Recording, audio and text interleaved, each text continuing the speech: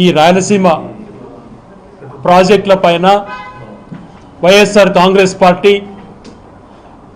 గట్టిగా చంద్రబాబు నాయుడు గారు చేస్తున్నటువంటి దుర్మార్గపు చర్యలను అడ్డుకునే విధంగా ప్రతి జిల్లా స్థాయి నుంచి గ్రామ స్థాయి నుంచి మండల స్థాయి నుంచి అందరూ కూడా ఒకటి చేసేందుకు దీని దీర్ఘకాలికంగా పోరాడేందుకు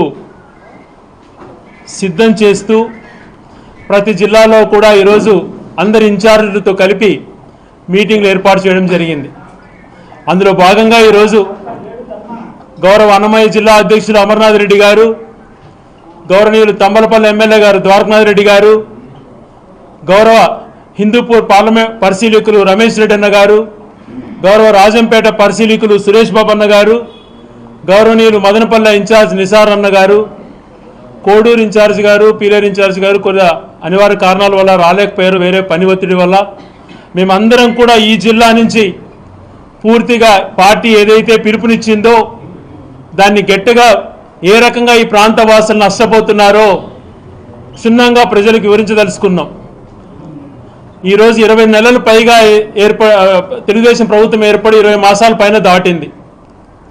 ఆ ప్రభుత్వం చేస్తున్నటువంటి వైఫల్యాలపైన అంతర్మతం అనేటువంటిది చేసుకోకుండా తప్పులు చేసుకుంటూనే పోతున్నారు.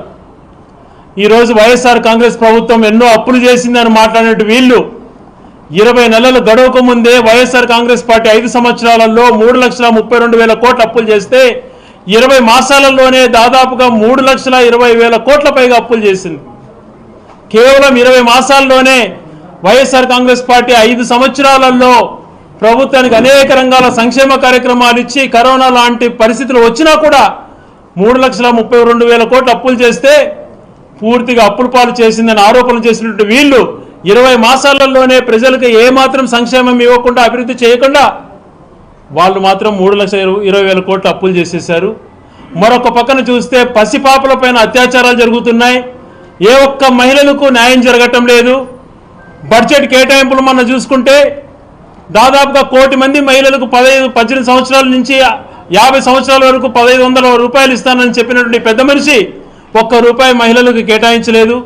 50 సంవత్సరాలు దాటిన ప్రతి ఒక్కరికి కూడా పెన్షన్లు ఇస్తానని చెప్పినటువంటి పెద్ద మనిషి ఇప్పటికి 20 మాసాలలో 60 సంవత్సరాలు దాటిన వాళ్ళకు ఒక్కరికి పెన్షన్ ఇవ్వలేదు. ఆ బడ్జెట్ కేటాయింపులో డబ్బులు తగ్గించాడు. పోనీ అభివృద్ధి కార్యక్రమాలకు ఏమైనా కేటాయించాడంటే అవి లేవు. ప్రతి మంగళవారం క్రమం తప్పకుండా 3,500 కోట్ల అప్పులు తీసుకుంటున్నాడు. నెల తిరగక ముందే 20,000